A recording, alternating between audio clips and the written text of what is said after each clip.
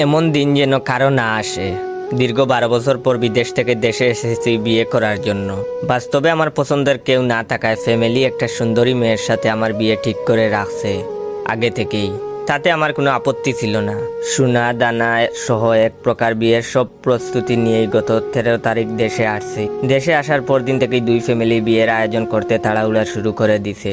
এর মধ্যে আবার শ্বশুর বাড়ি থেকে আমাকে দাওয়াত দিছে বিয়ের আগে তাদের মেয়েকে একবার দেখে আসার জন্য। আব্বা আম্মা আর আমরা 3 জন গেলাম হবু বউকে দেখতে। তাদের বাড়িতে গেলাম। প্রথমে পরিচয় করিয়ে দেওয়া হলো হবু শ্বশুরের সাথে, তারপর শালার সাথে, তারপরে বউয়ের সাথে। বউ মাশাল্লাহ পরীর মতো, অল্প বয়সী সব মেয়েরাই সুন্দরী। অতঃপর পরিচয় করিয়ে দেওয়া হলো হবুর শাশুড়ির সাথে। এইখানেই ঘটল বিপত্তি। শাশুড়ির দিকে তাকাতেই আমার শরীরের প্রত্যেকটা অঙ্গ প্রত্যঙ্গ কাজ করা বন্ধ করে দিছে কিছুক্ষণের জন্য। এই সেই মেয়ে যে এক সময় আমার ক্লাস 5-এর প্রেমিকা ছিল, 9ম শ্রেণীতে যার বিয়ে হয়ে যায় এবং সে এখন আমার শাশুড়ি হতে যাচ্ছে। এখন আমার কি উচিত? বিয়েটা ভেঙে দেয়া নাকি অতীত ভুলে গিয়ে প্রাক্তন প্রেমিকার মেয়েরে নিয়ে নতুন স্বপ্ন শুরু করব?